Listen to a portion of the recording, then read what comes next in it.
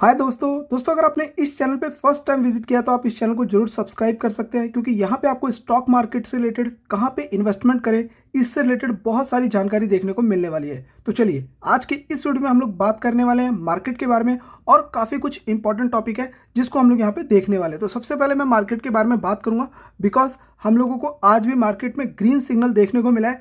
इसके अलावा अगर हम लोग मिड कैप की बात करें वहाँ पे भी हम लोगों को एक काफ़ी अच्छा जंप देखने को मिला है। लेकिन मार्केट में अगर आप ओवरऑल देखोगे तो बहुत ही ज़्यादा आपको वॉलेटिलिटी देखने को मिलेगी। आप देख सकते हो पूरे डे ट्रेडिंग में आपको मार्केट में जंप गिरावट के साथ ही मार्केट पूरे दिन ट्रेड हुआ है। तो वॉलेटिलिटी तो यहाँ पे देखने को मिल रही है, जैसा कि हम लोगों ने कल की वीडियो में भी बात किया था कि मार्केट में स्टिल वॉलेटिलिटी है।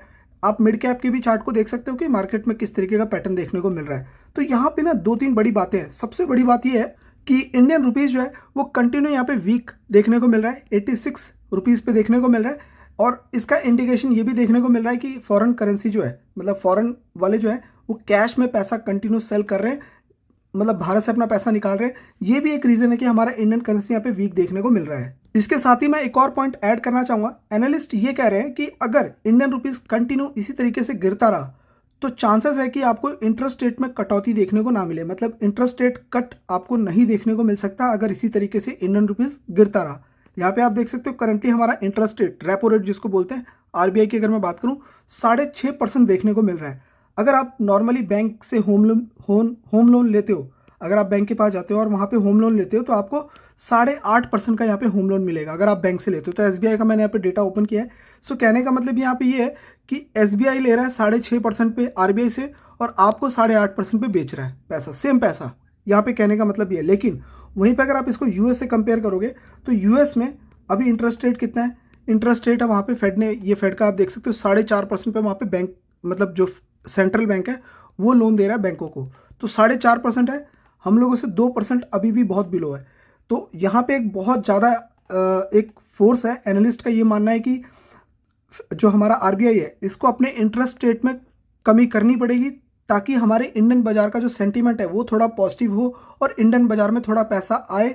हम लोगों को यहाँ पे थोड़े दिन वेट करना पड़ेगा। आरबीआई की नेक्स्ट जो मॉनेटरी पॉलिसी मीटिंग होने वाली है वो 5 से 7 फेब को होने वाली है, मतलब बजट के 4 दिन के बाद आपको ये मीटिंग देखने को मिलने वाली है। तो यहाँ पे हम लोगों को एक्चुअली पता चल ही जाएगा कि आरबीआई अपने रेट में कट करती है या फिर नहीं करती है, क्योंकि अभी हम लोगों ने इन्फ्लेशन भी अगर देखें तो 5.22% का जो है रिटेल इन्फ्लेशन रिपोर्ट किया है, जहाँ पे हम लोगों ने कमी दिखाई है। तो थोड़ा बहुत ऐसा भी है, एक्सपर्ट्स का मानना है कि हम लोगों के इंटरेस्ट रेट में कमी आ सकती है और जैसे ही इंटरेस्ट रेट कम होता है वहाँ पे आपको मार्केट में एक बूम देखने को मिलेगा, क्योंकि सिंपल सी बात है थोड़े भी लोन अगर आपको सस्ता होगा वहाँ पे बैंकों को भी फ़ायदा होगा और जो बोरोवर होंगे, जिस तरीके जो कंज्यूमर होंगे जो बैंक से लोन लेते हैं उनको भी यहाँ पे फ़ायदा होने वाला है। तो ये हम लोगों को देखना होगा कि किस तरीके का यहाँ पे आउटकम देखने को मिलता है 5 से 7। और बाकी बजट में आपको बहुत सारी चीज़ें देखने को वैसे भी मिल जाएंगी, क्योंकि यहाँ पे एक और बहुत बड़ा रीज़न है मार्केट में गिरावट के पीछे का रीज़न है हमारे पे जो लॉन्ग टर्म टैक्स लगता है और जो शॉर्ट टर्म टैक्स लगता है। ये आप देख सकते हो जो short term capital gain tax जो है, जो 1 साल से पहले अगर आप सेल करते हो तो 20% का टैक्स आपको लगेगा, जो कि पहले 15 था।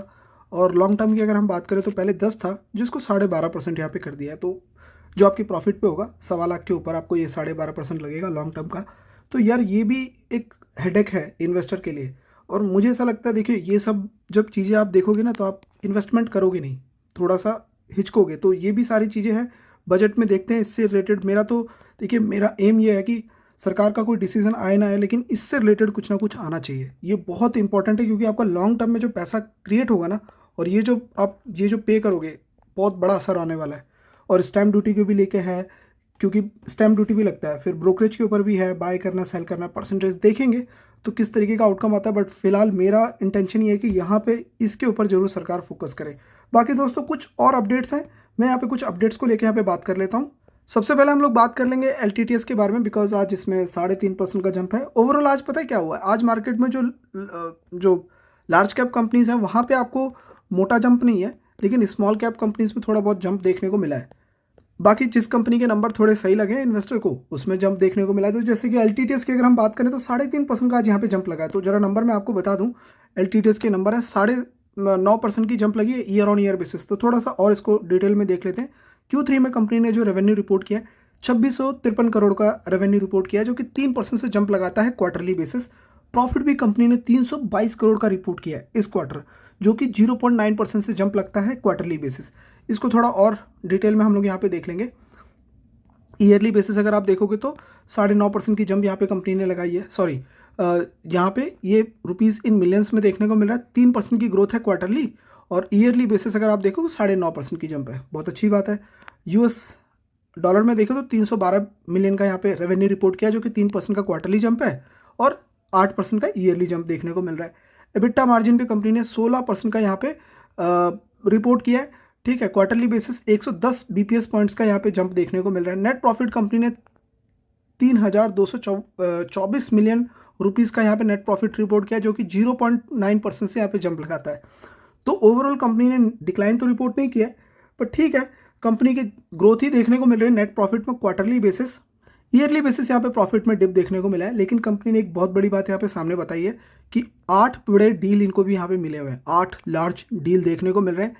एक है 50 मिलियन यूएस डॉलर का, 2 डील है जो 35 मिलियन डॉलर के हैं, 2 और हैं जो 25 मिलियन डॉलर के हैं, और 3 ऐसे हैं जो 10 मिलियन डॉलर की ये डील देखने को मिल रहे हैं। तो ऐसे 8 लार्ज डील कंपनी ने इस क्वार्टरली रिसीव किए, ये कंपनी ने सामने रखा। और ये सब चीज़ें जब इन्वेस्टर देखते हैं तो शॉर्ट टर्म में नंबर्स इम्पैक्ट नहीं डालता है, लॉन्ग टर्म में कंपनी के नंबर समझ आने चाहिए कि किस तरीके से जा रहा है, कंपनी के फाइनेंशियल रिकॉर्ड क्या कह रहे हैं, और क्लियरली समझ आ रहा है कि कंपनी के फाइनेंशियल रिकॉर्ड अच्छे डायरेक्शन की तरफ जा रहे हैं। नेक्स्ट अगर हम लोग बात करें दोस्तों, एरोफ्लेक्स, इस कंपनी के बारे में भी हम लोगों ने स्टडी किया। वो आज थोड़ी वॉलेटिलिटी रही, 3% का जंप है इसमें, साल भर में 12, जब से कंपनी मार्केट में आई है 165 पे आई है, 13% का अभी तक ग्रोथ है। बहुत ज़्यादा तो नहीं है, लेकिन हाँ ओवरऑल ऊपर ही जा रहा है। तो फाइनली यहाँ पे कंपनी ने जो अपने नंबर्स रिपोर्ट किए हैं वो बहुत ही सरप्राइजिंग नंबर देखने को मिल रहे हैं।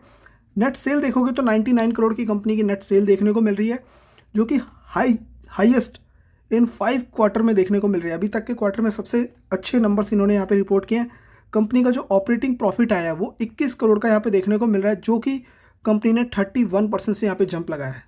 पिछली बार कंपनी ने 19 करोड़ का रिपोर्ट किया था, जहाँ पे अभी 21.69 करोड़ का ऑपरेटिंग प्रॉफिट देखने को मिल रहा है। सो इसीलिए गिरावट तो नहीं है, पॉजिटिव में ही क्लोजिंग देखने को मिल रहा है, फिर लास्ट मोमेंट में वापस इसमें बाइंग देखने को मिली है। तो जरूर इस कंपनी को भी स्टडी किया जा सकता है। उसके बाद मैं बात करने वाला हूँ हैप्पीएस्ट माइंड के बारे में। बहुत टाइम से इस स्टॉक में कोई ग्रोथ नहीं है, लगभग 2-3 साल हो गया, लगभग 2021 से लेके स्टॉक 50% से ज़्यादा गिरा हुआ है, राइट, 50% ऊपर से गिरा हुआ है। आज भी इसमें एक हल्का फुल्का ग्रीन सिग्नल ही देखने को मिला है।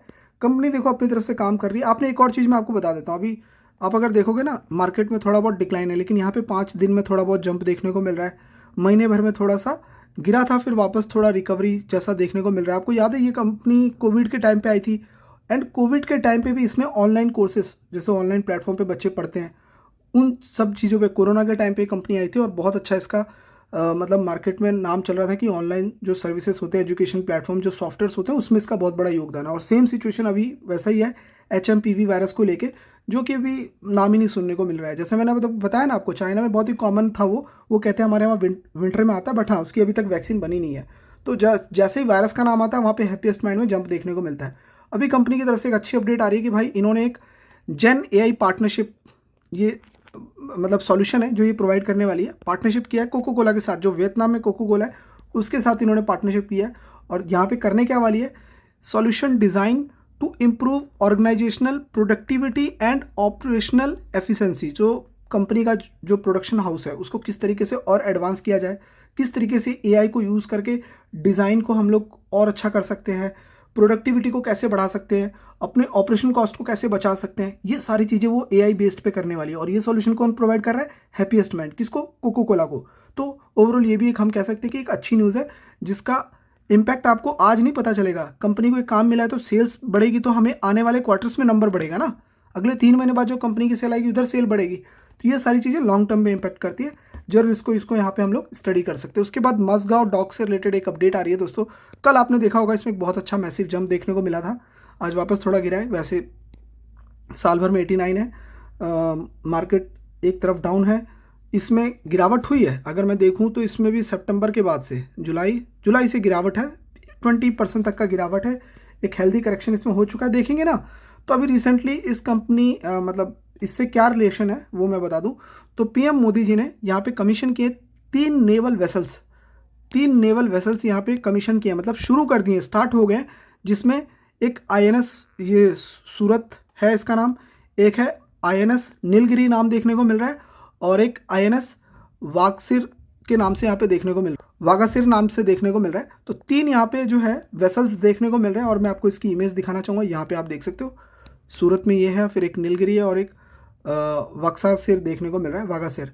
सो यहाँ पे इसका मतलब कमीशन इसकी शुरुआत जैसे भी है वो PM मोदी ने किया। अब इसका इससे क्या रिलेशन है भाई, ये जो प्रोजेक्ट है वो किसने किया है मैं आपको दिखाता हूँ। यहाँ पे पूरा पढ़ोगे ना जब इस आर्टिकल को, आपको आराम से नेट पे देखने को मिल जाएगा। All 3 ships have been built at a Mazagon dock ship builder limited. समझ रहे हो आप कैसे काम कर रही है कंपनी है, बड़े बड़े शिप बनाने से रिलेटेड है। आप सोचो आज ये शिप बना के इंडिया को सप्लाई कर रही है, कल को इंटरनेशनल ऑर्डर भी लेगी। ऑलरेडी फ्रांस के साथ ये कंपनी काम कर रही है। तो ऐसे हम लोगों को देखना होता है। तो बहुत अच्छे अपडेट के साथ ये कंपनी आगे बढ़ रही है, एंड मुझे लगता है लॉन्ग टर्म में कंपनी ऐसी चलती रहेगी। वैसे अगर आप देखोगे तो 5 साल में लगभग 2500% का ग्रोथ इसने दिखा दिया है। तो जरूर ऐसी कंपनी को हम लोग को स्टडी करते रहना चाहिए। तो फिलहाल इस वीडियो में तो इतना ही। आप मेरे को जरूर इस चैनल पे फॉलो करके जा सकते हैं। एटलीस्ट इसको दोस्तों 10K जितना जल्दी हो सकता है आप पहुंचा दीजिए, ताकि मेरे को मोटिवेशन मिलता रहे। बाकी वो पुराने चैनल पे काम चल रहा है, उसमें थोड़ा टाइम लग सकता है।